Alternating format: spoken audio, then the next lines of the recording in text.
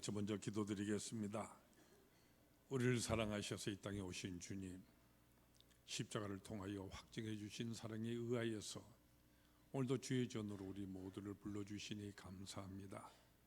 하나님의 은혜와 사랑 속에 살아가는 저희들입니다. 주님의 은혜에 우리가 감사 감격하며 예배드리는 이 시간, 이미 주신 말씀에 의지하여 이 시간 하나님의 말씀이 선포되는 시간입니다. 하나님께서 친히 영혼의 이 자리에 임재하셔서 말씀해 주시고 우리의 마음을 열어주셔서 아멘으로 응답하며 새로운 결단이 있도록 우리 모든 마음속에 주님의 크신 말씀의 역사를 베풀어 주시옵소서. 예수님 거룩하신 이름으로 기도드리옵나이다. 아멘. 우리가 살아가고 있는 이 현대 사회를 가리켜서 어느 사회학자는 말하기를 눈물이 메말라버린 세대다 이렇게 정의를 하였습니다. 사실이 그런 것 같습니다. 뭐 어렵게 생각하지 말고 옛날과 오늘의 어린 아이들을 한번 비교해서 한번 생각해 보세요.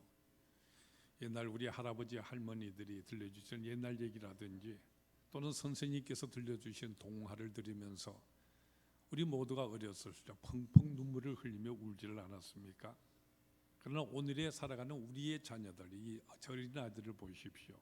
뭐 터미네이터라든지 여러 가지 게임 기기에 아주 익숙해 있는 그들이기 때문에 동화 같은 데는 아예 귀를 기울이고 조차도 하지 않는 이와 같은 모습을 우리는 보게 되는 것입니다. 아이들은 그렇다고 치고 또한 오늘을 살아가는 우리 어른들은 또한 어떠합니까?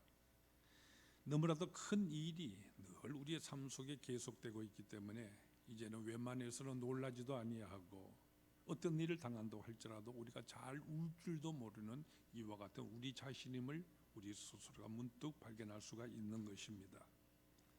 사실 우리가 살아가고 있는 오늘의 이 모든 삶, 우리가 사는 이 삶 주위에 정말 이제 애통하고 가슴 터지게 울 일들이 너무나도 많이 산적해 있지 않습니까?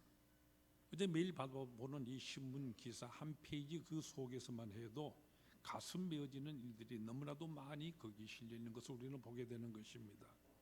뭐 저 멀리 아프리카 같은 데 생각할 필요도 없는 것이죠. 바로 내 주위에 여러분이 사실은 집 바로 한두 집 건너 이웃집 속에 거기에는 슬픔과 통곡하는 일들 언제나 넘쳐나고 있는 것을 우리가 보게 되지 않습니까? 그러나 우리는 너무나도 이 반복되고 이 같은 사실 때 이 같은 일들에 대해서 우리는 너무나도 무덤덤해지는 무감각해지는 이와 같은 삶을 우리는 살아가고 있는 것입니다. 또 한편으로 이 도시 사회의 이 모든 생존 경쟁이라든지 소음이 들끓는 이 속에 우리가 살아가는 가운데 이 모든 일들에 대해서 우리는 무감각해져 버리고 말았고 그래서 눈물이 메마른 이와 같은 사람이 되어버리고 말았습니다. 정말로 가슴 터지는 슬픈 얘기 들었나 할지도 우리는 잘 울지도 아니하고 깜짝 놀랄 만한 이와 같은 소식을 우리가 들린다 할지라도 그렇게 쉽게 놀라지도 아니하고 주위에 있어서 사고를 당하고 슬픔 당하고 죽어가는 모든 죽음을 보고서도 우리는 눈물을 흘릴 줄을 모르고 무서운 죄와 이 멸망이 들끓는 이 주위의 사회를 바라보면서도 하등의 감격이 없이 살아가는 이것이야말로 오늘 현대에 살아가는 우리들에게서 가장 큰 문제점이라고 우리는 인정하지 아니할 수가 없는 것입니다. 사실 큰 과오에 대하여서 울며 신음하는 이것이 자연스러웠던 그 옛날의 선지자들이 살던 그 시대에 비교해서 오늘 우리가 살아가는 이 세대는 너무나도 동떨어진 이와 같은 세대인 것을 우리는 보는 것입니다. 정말이죠. 우리는 진정으로 울 수 있는 이와 같은 사람이 되어야만 할 것입니다. 우리가 성경을 보게 되어지면 거기 많은 신앙의 인물들이 등장하지 않습니까? 그러나 그들은 모두가 다 눈물의 사람이었다는 것을 우리는 보게 되는 것입니다. 아브라함이 그러했고요. 또는 이삭과 야곱과 또 요셉이라든지 모세나 다윗이나 엘리야 모든 사람이 그러했고 신약 시대에 이르러서도 뭐 베드로라든지 사도 바울이라든지 요한이라든지 그 밖에 대부분의 모든 성경의 인물들이 다 그러한 사람이었음을 우리는 보는 것입니다. 특별히 오늘 같이 주신 본문 말씀 가운데 예수님께서는 너희와 너희 자녀를 위해서 울라 이렇게 말씀하고 계십니다. 또 다른 곳에서는 우는 자들과 함께 울라고 이렇게 말씀을 하십니다. 그리고 실제로 우리 주님께서도 때때로 우셨다고 성경은 우리에게 증언해 주고 있습니다. 우리가 성경에 나타난 기록을 살펴본다면 적어도 다음에 세 가지 경우에 있어서 우리 주님께서 우셨다는 사실을 우리들에게 말씀해 주고 있는데, 이 우셨다는 모든 기록들이 지금 우리가 지키고 있는 바로 사순절 기간 중에 있었던 일인 것임을 우리는 발견할 수가 있는 것입니다. 예수님께서 어느 때 우셨습니까? 제일 먼저 예수님께서 우셨다고 하는 이 기록이 나타나는 것은 바로 죽은 나사로의 무덤 앞에서 주님께서 우신 모습을 우리에게 말해주는데, 요한복음 11장에 이때의 사건이 기록되어 있습니다. 그 당시가 어떤 때입니까? 예루살렘 주변에 있어서 바로 예수를 없이 해보려고 하는 많은 사람들이 연합해서 계획하고 음모를 꾸미고는 이 같은 험악한 분위기 속에서 이제 예수님께서는 나사로가 병이 들어 죽게 되었다는 소식을 듣게 됩니다. 그런데 갈릴리에 계시던 이 예수님께서 이 나사로가 살고 있는 베다니에 도착한 것은 나사로가 죽은 지 나흘이나 지난 그 다음이었습니다. 이제 예수님께서 뒤늦게 도착하시니 나사로의 누이들인 이 마르다와 마리아 각각 예수님 앞으로 나와서 참으로 좌절된 모습으로 통곡하면서 원망하는 말을 하고 있습니다. 주께서 여기 계셨더라면 우리 할아버지가 죽지를 아니하였을 텐데 하고 말이죠. 이에 예수님께서는 그를 어디에 두었느냐 이렇게 물으시고, 그들은 와서 보옵소서 이렇게 예수님을 무덤으로 안내를 합니다. 그리고 바로 그 다음 구절에서 우리는 아주 장엄한 말씀을 읽게 되는 것입니다. 예수께서 눈물을 흘리시더라. 주님의 그 거룩한 그 뺨을 타고 눈물이 흘러내리고 있었다는 말씀입니다. 구경꾼들이 이를 보고 보아라, 그를 얼마나 사랑하였던가 이렇게 말하고 있습니다. 근데 여러분, 바로 이 장면을 다시 한번 마음속에 곰곰이 생각하며 그려보시기 바랍니다. 예수님께서는 왜 지금 여기에 와 계시는 것입니까? 또 여기 오셨는데 이제 앞으로 무엇을 하고자 하시는 것입니까?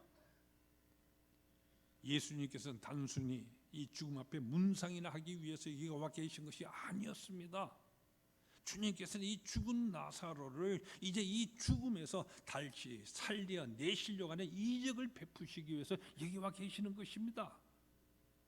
그럼에도 불구하고 우리 주님 그 마음속에는 진정한 슬픔으로 가득 차 있었던 것입니다. 거기 우는 사람이 많이 있었죠. 우리가 초상집에 가서 흔히 보는 것과 같이 그저 직업적인 통곡자들이 와서 아이고 우는 이 같은 울음이 아니었습니다. 거짓 눈물이 아니었습니다.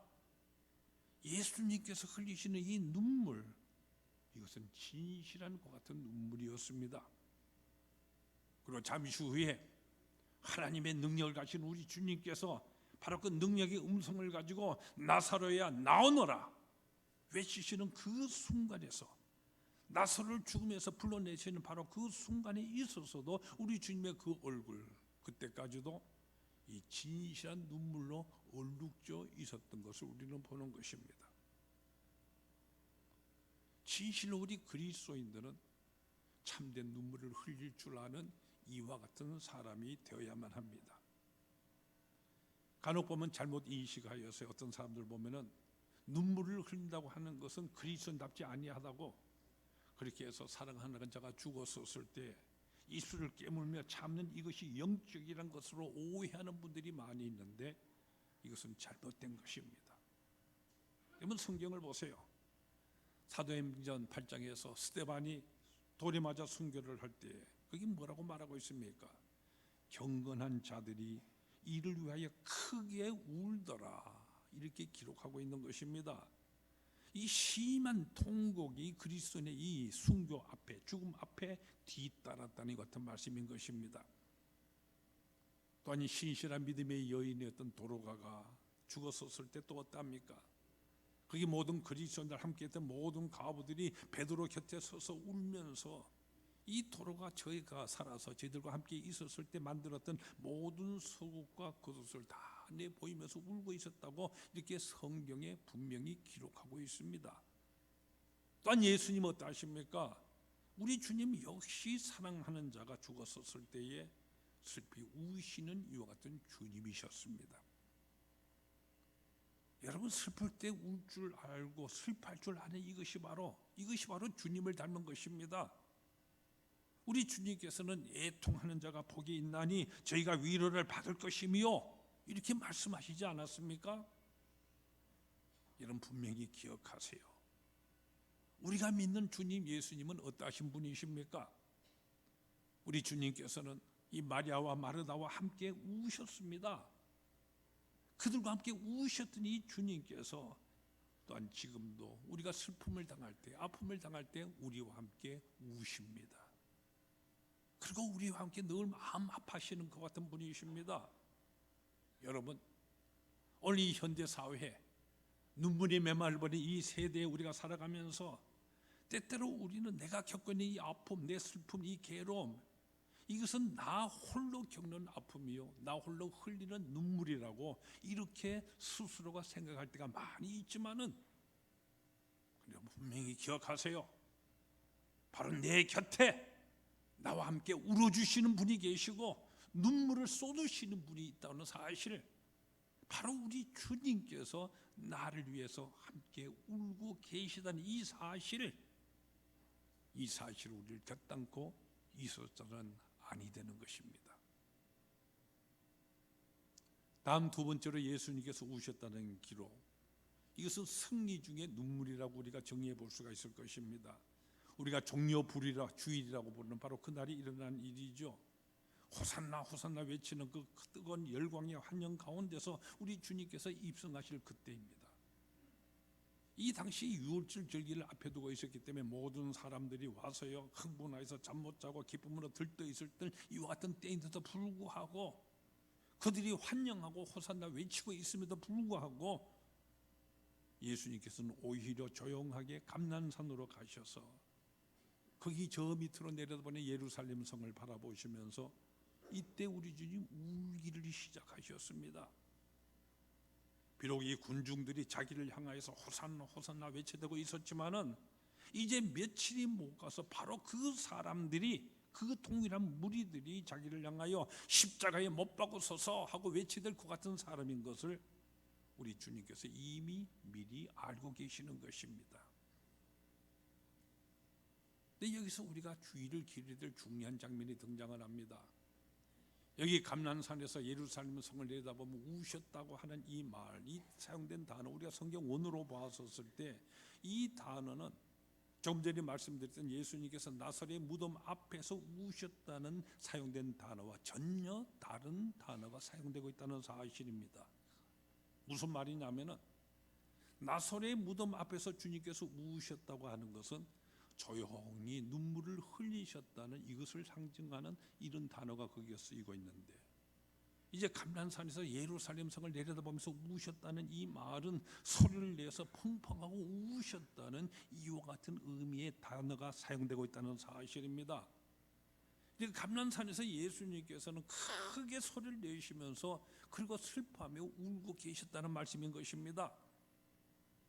예루살렘아 예루살렘아, 선지자들을 죽이고 내게 파송된 자들을 돌로 치는 자여, 암탉이 제 새끼를 그 날개에 품과 같이 내가 너희 자녀들을 모으러 한 것이 몇 번이었더냐. 그러나 너희가 원치 아니하였도다.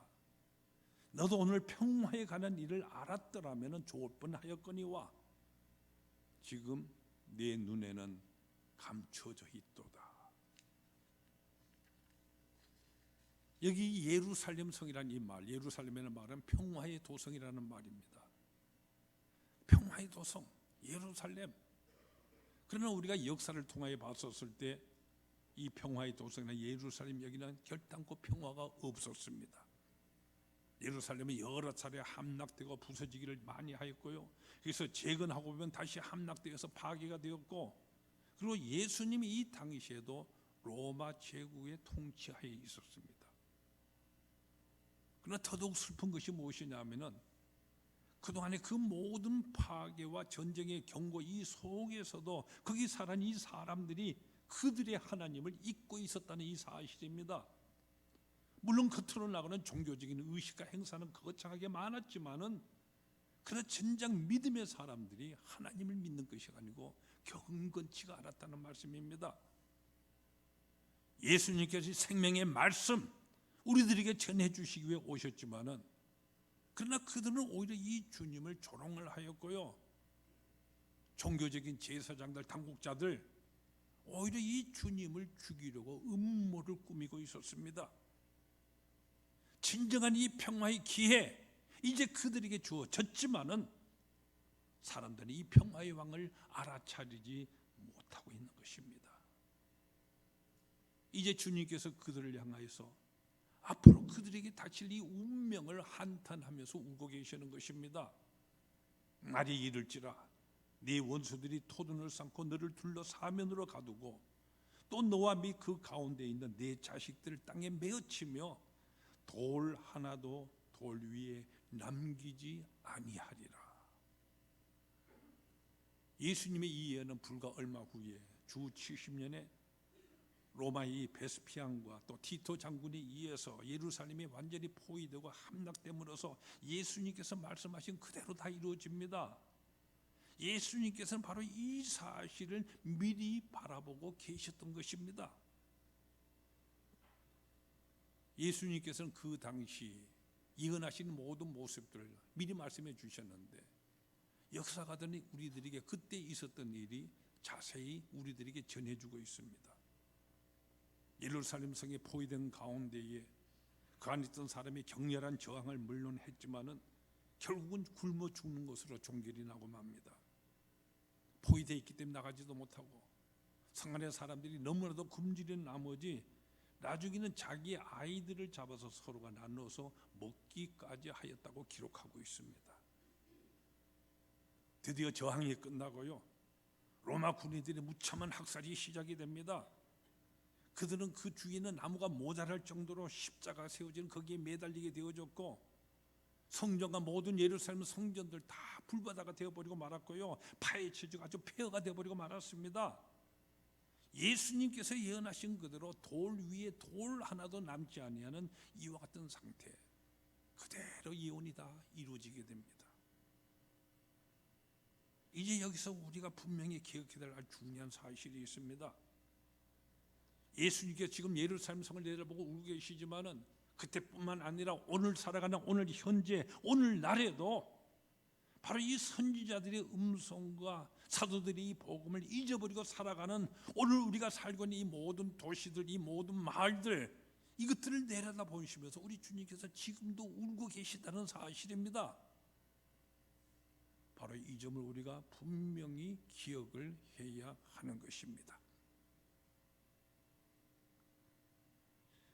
프랑스의 볼 블랑드랭이라고 하는 유명한 화가가 있는데요, 이분이 도시를 보고 우시는 그리스도라고 하는 유명한 그림을 남겼습니다. 이 그림 속에서 화가는요, 예루살렘 도성이 아니라 바로 오늘이 우리가 살고 있는 이 대도시를 그 밑에다 그리고 있습니다. 우리가 살아가는 이 모든 주택이라든지 아파트라든지 모든 이 빌딩들, 그리고 저 멀리 불 꺼진 어두운 대성당도 거기 그려져 있습니다. 그 성당에 불이 꺼져 있다는 것이 무엇이냐? 이것은 바로 이 도시를 삼키고 있는 영적인 암흑을 나타내는 것이다. 이 작가는 거기 설명을 하고 있습니다. 바로 오늘 우리가 살아가는 이 도시의 화려함 뒤에 거기에 있는 빈곤과 타락과 모든 사람들 사이의 질시와 외면들이 바로 여기에 실려져 있는 것이죠. 이제 이 도시를 내다보시면서 우리 주님 지금도 울고 계시는 것입니다. 예수님께서 우리가 사는 이 서울이라든지 부산이나 뉴욕이나 런던이나 동경이나 그 외 이 세상의 모든 도시들 바라보시며 우리 주님 울고 계십니다. 여러분, 그 도시는 그 안에 누가 있는 것입니까? 바로 우리들이죠. 바로 그 안에서 행하고 있는 모든 영혼들을 보시면서 우리 주님 울고 계시는 것입니다. 죄 속에 있으면서도 이 죄를 깨닫지를 못하고 이 죄에 그저 달콤한 이 향락 속에 빠져있는 모든 사람들을 위해서 이 주님께서 지금도 울고 계십니다. 누구를 위해서요? 바로 나를 위해서요. 여러분을 위해서요. 그러한 주님의 이 얼굴 여러분 지금 보실 수가 있으십니까? 그리고 예수님께서 우신 세 번째 경우가 뭐냐면은 바로 예수님께서 잡히시던 날 밤에 겟세마네 동산에서 기도하시며 우신 모습으로 나타납니다. 제자들과 함께 유월절 지키고 만찬을 나누신 다음에 가룟 유다는 떠나버리고 말았죠. 이 11 제자와 함께 기도는 시내를 건너서 그동안 늘 자주 가시던 이 갈람산 기슭에 있는 겟세마네 동산으로 올라가셔서 기도하러 가셨습니다. 먼저 8 제자들 바깥쪽에 떨어진 곳에 거기에 머물러서 기도하라 하시고, 이제 베드로와 요한과 야고보를 데리고 조금 더 들어가셔서 이들을 향해 다시금 간곡히 깨어서 기도하라 당부를 하셨지요. 그리고 주님께서 조금 더 들어가셔서 홀로 거기서 기도를 드리십니다. 이제 이 주님 앞에는 바로 체포당함과 신문과 채찍질이 있게 될 것이고, 십자가를 통한 그 모든 시련과 죽음이 앞에 기다리고 있습니다. 너무나도 애타고 초조하고 답답한 이 같은 순간인 것이죠.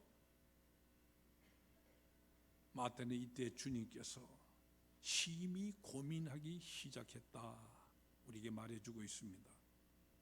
마가는 예수님께서 내 마음이 심히 고민하여 죽게 되었으니 이렇게 말씀하셨다고 기록하고 있습니다. 누가는 예수님의 그 얼굴에서 이 땀이 땅에 떨어지는 핏방울같이 되었다고 우리에게 말씀해 주고 있습니다. 물론 이 세 복음서 어느 곳에도 우리 주님께서 우셨다고 이렇게 말씀하고 있지는 아니합니다. 그러나 한번 생각해 보세요. 이 핏방울처럼 이 땀 흘리는 심한 이 감정, 이것은 바로 눈물이 앞서는 것을 나타내는 이 같은 표현인 것이 분명한 것입니다. 그러니까 우리 주님 지금 통곡의 이 기도를 드리고 계시는 것이죠. 그리고 히브리서 기자는 이때 이 겟세마네 동산에 기도하는 이 장면을 언급하면서 우리 주님께서 우셨다고 분명히 우리에게 말씀해 주고 있습니다. 히브리서 5장 7절에 보면은 그는 육체에 계실 때 자기를 죽음에서 능히 구원하실 이에게 심한 통곡과 눈물로 간구와 소원을 올렸고, 이렇게 거기 분명히 우리에게 말씀해 주고 있습니다. 이제 여러분 분명히 곰곰이 마음속 깊이 한번 생각해 보시기를 바랍니다. 왜 예수님께서 여기 심히 이렇게 통곡하며 울고 계시는 것입니까? 닥칠 이 십자가의 죽음, 이 죽음의 잔을 피할 수가 없었기 때문인 것입니까? 그러나 주님께서는 이 잔이 지나갈 것이 아니라고 한다면 아버지께 내가 복종하겠다고 분명히 말씀하며 기도하고 있습니다. 내 원대로 마셨고 아버지의 원대로 되기를 원하나이다. 그런데도 왜 이렇게 통곡하고 우시는 것입니까? 죽음이 두려워서요? 아니죠. 바로 주님께서는 당신이 대신 담당하려고 하시는 바로 이 죄의 무서움, 이것을 너무나도 잘 알고 계시기 때문입니다. 주님께서 자원하셔서 지금 마시기로 하신 이 죄악의 잔의 내용, 이것이 얼마나 무서운 것임을 아시기 때문에 주님께서는 번민하시고 통곡을 하셨고요. 그래서 이 땀방울이 핏방울이 되어서 떨어지기까지 이렇게 기도하신 것입니다. 여러분 보세요. 여기 죄를 알지도 못하시는 분이 우리가 그 죄로 죽지 않게 하기 위하여서 하나님의 진로 대신 담당하시려고 우리의 죄를 대신 지시고 대속물이 데려가시는 것입니다. 우리가 저지르고 있고 저질러 왔던 그 모든 죄의 죄됨, 바로 그 죄책, 바로 그 수치, 그로 인한 형벌, 이를 위해서 우리 주님 울고 계시는 것입니다. 오늘 우리는 얼마만큼 이 죄의 무서움에 대해서 우리는 몸서리치고 있습니까? 여러분이 저지른 알고 지른 모든 죄악에 대해서 얼마나 몸부림치며 몸서리치고 계시는 것입니까? 어제 하루도 오늘 이 하루도 우리는 얼마나 알게 모르게 또 이 죄를 범하고 있습니까? 그 죄가 얼마나 무서운 것인지 몸서리치게 여러분 깨닫고 계십니까? 이 죄가 얼마나 무서운 것인지 잘 모르시겠다면요, 여러분 지금 이 겟세마네 동산에 그 옹이 지고 매듭진 올리브 나무 이 아래에서 기도하고 울고 계시는 피땀 흘리시는 이 예수님, 이 눈물 흘리는 우리 주님, 조용히 한번 바라보세요. 우리가 지는 이 죄라고 하는 것, 이것이 얼마나 엄청나고 무서운 것입니까? 오늘 같이 읽으신 본문 말씀에 보면은 예수님께서 십자가의 형틀을 쥐고 골고다라는 언덕을 향해 올라가고 계십니다. 힘에 부쳐서 쓰러지실 때마다 이 로마 군인들이요 사정없이 이 매질을 해대고 있습니다. 수많은 이적을 통해서 병 고침을 받은 사람은 한두 분이 아니었는데, 근데 이때 나타나서 우리 주님을 대변하거나 십자가를 대신 지르는 사람이 한 사람도 없습니다. 심지어는 제자들까지도 바로 이 결정적인 고난의 시간에 나타나지를 아니하였습니다. 오직 나약한 여자들만이, 예수님의 어머니를 포함해서 여인들만이 예수님의 이 뒤를 따르면서 울고 있을 뿐입니다. 이때 예수님께서 그들 향해 말씀하시죠. 예루살렘의 딸들아, 나를 위하여서 울지 말고 너희와 너희 자녀를 위하여서 울라.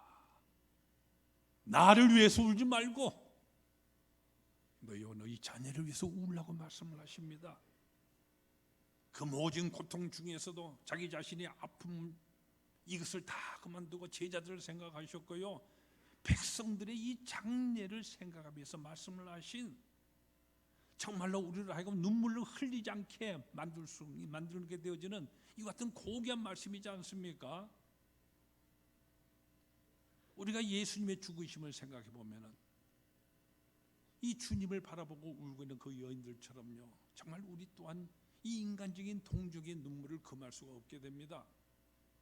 하나님의 아들로서 이 세상에 오셨는데 바로 이 하나님을 섬긴다고는 제사장들이 의하여서 십자가에 못 박히게 되시다니, 이 세상에 가슴 아픈 일들이 한두가 아니겠지만은 그 가운데 사랑의 배신당함이 그 중에서도 제일 가슴 아픈 것인데, 예수님이 누구에게서? 바로 사랑하시던 그 제자인 가룟 유다에게 팔리셔서 이렇게 죽음을 당하게 되시다니, 이런 것들 우리가 생각하면 왜 이 같은 일들이 있어야 하는가? 우리는 울 수밖에 없습니다. 그를 재판하니 빌라도 예수가 무죄한 줄 알고 있었는데 어째서 무죄한 줄 알면서도 그를 사형에 처하고 있는 것입니까? 예수님께서는 죽은 자도 다시 살리는 능력 있는 분이신데 어째서 오늘은 변명 한마디 없이 이렇게 무능한 모습으로 죽어가고 있는 것입니까? 사랑하는 이 선생을 이별해야 되는 이 마음도 아팠지만은요, 그러나 이제부터 당하게 될 그 고통, 그것이 너무나도 심한 것이고 그 죽음이 너무나도 비참한 것이기 때문에 바로 이 여인들이 예수님을 바라보며 동정하며 눈물을 흘리고 있습니다. 사실 누이라서 이 사실 앞에 눈물 흘리지 않을 사람이 있을 수가 있겠습니까? 그러나 예수님께서 이렇게 말씀하십니다. 나를 위해서는 울지 말라. 나를 위해서 울지 말라 하십니다.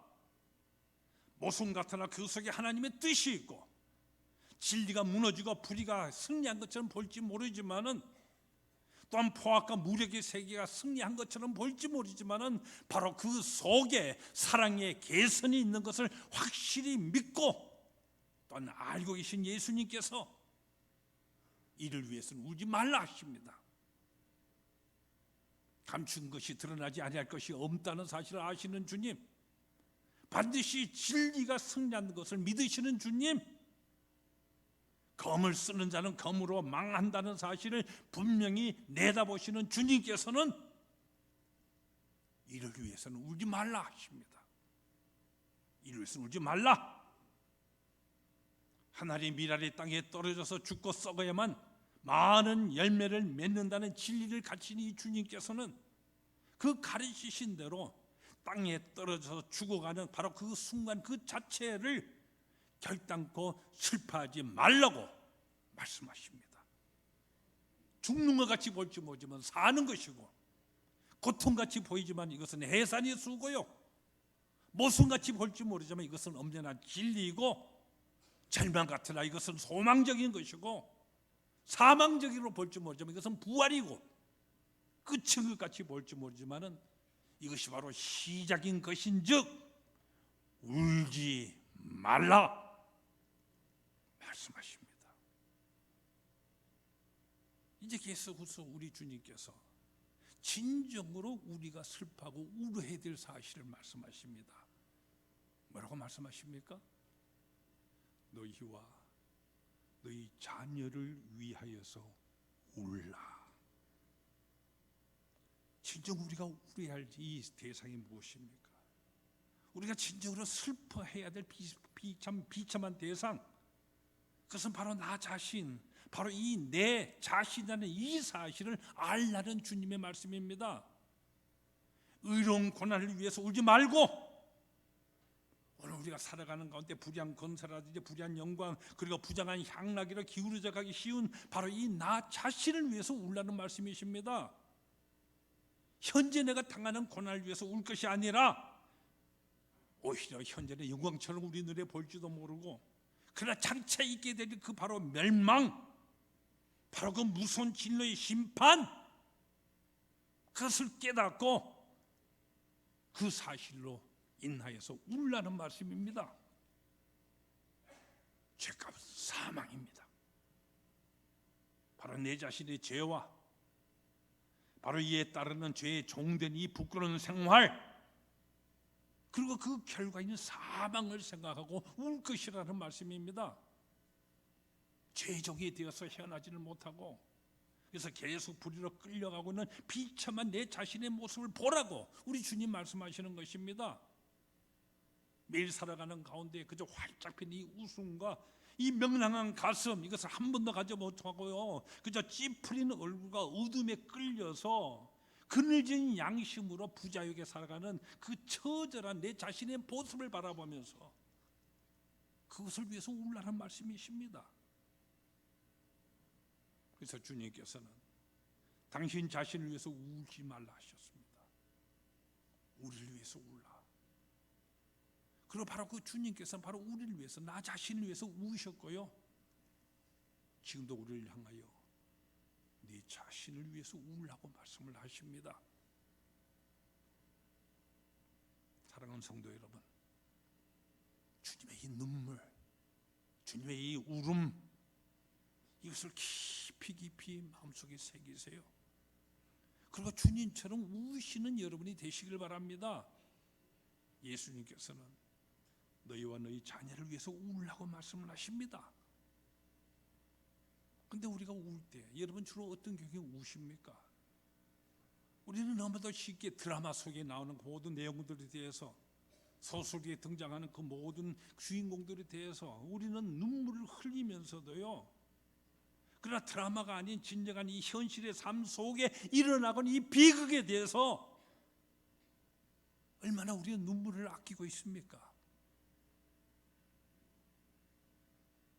요즘 중국에서 우리나라에 얼마 전에 방영됐던 무슨 드라마로 인해서 난리 법석이 났다는 소식을 듣습니다. 어떤 연속극에서 여주인공이 악당과 뜻밖에도 결혼을 하게 되었습니다.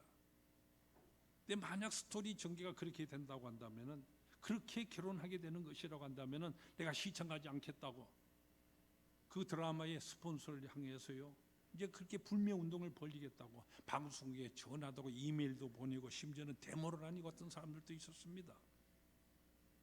그런데 그와 같은 극 중에 그 사실을 두고 그렇게 관심을 기울이고 데모를 하면서도요, 바로 우리의 실제 이 삶 현장 속에서 그와 같은 비극적인 결정들이 이루어지고 있는 이 사실, 그렇게 하고 있는 바로 내 자신, 바로 내 가족, 나의 이웃, 나의 친척, 나의 친구들에 대해서 여러분은 얼마만큼 관심을 기울이고 계십니까?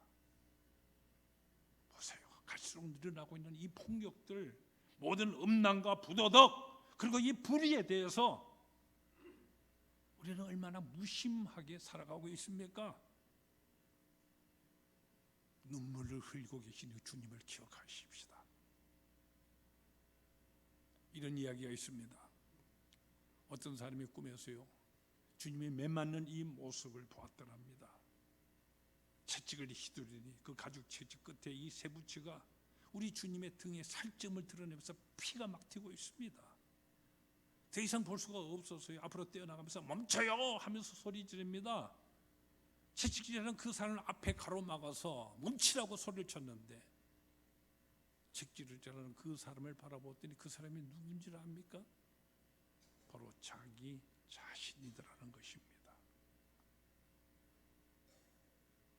예수님을 우시게 만든 것이 바로 내 죄악임을, 내가 때때로 유혹을 받는 그 순간순간마다 우리가 마음속에 회상한다고 한다면은 우리는 결단코 그와 같은 유혹에 빠지지 아니하고 분명히 승리하는 삶 살 수가 있을 것입니다.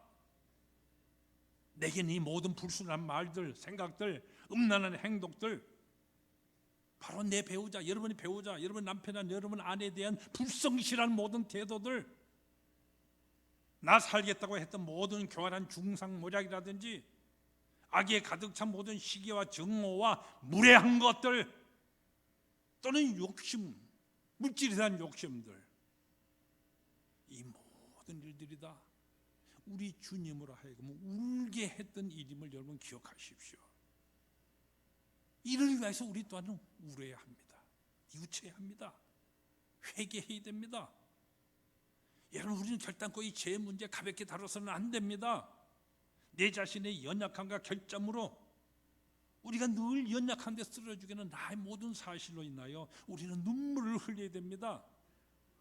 나가서 다른 사람의 죄악에 대해서도 우리는 마찬가지로 슬퍼야 됩니다. 그러할 때 우리는 진정으로 주님을 닮은 이와 같은 사람이 되고요, 우리가 그렇게 함으로써 주님의 이 부활에도 동참할 수 있는 사람이 된다, 이 사실을 분명히 확신하시기 바랍니다. 오늘과 사순절 네 번째 주일을 예배를 드립니다. 앞으로 계속되는 이 남은 모든 사순절 기간 동안에 예수님께서 하신 이 말씀을 여러분 마음속에 깊이 되새기며 새길 수 있기를 바랍니다. 예루살렘의 딸들아, 나를 위하여 울지 말고 너희와 너희 자녀를 위하여서 울라. 기도하십시다. 아버지 하나님, 눈물이 메말라버린 각박한 이 세대에서 우리가 살아가고 있습니다. 오늘 살아가는 우리에게 너무나도 눈물이 없습니다. 우리 주님이 우셨던 것 같은 그 같은 눈물이 진정으로 저희들에게 필요합니다. 그러나 우리가 무엇 때문에, 무엇을 위해서 울 것입니까? 우리가 울지 않아야 할 일이 무엇이며 진정 울어야 할 것이 무엇인지 분명히 깨달을 수 있게 역사해 주시옵소서. 주님께서 우신 것처럼 그 같은 눈물이 나의 눈에서도 흐르기를 원합니다. 슬픔의 때에 정말로 눈멀고 정죄되어진 이 영혼들을 인하여서, 그리고 죄의 실체로 인하여서 우리 그리스도께서 우신 그 눈물이 오늘을 사는 우리 눈에도 흐를 수 있도록 역사해 주시옵소서. 이 사순절을 보내며 나를 위해 고난당하신 주님을, 그 주님의 십자가를 통해 내게 열어주신 생명의 소망을 바라보면서 주신 사명 감당하며 더욱 주님을 닮아가는 우리가 되도록 인도하여 주시옵소서. 예수님 이름으로 기도하옵나이다.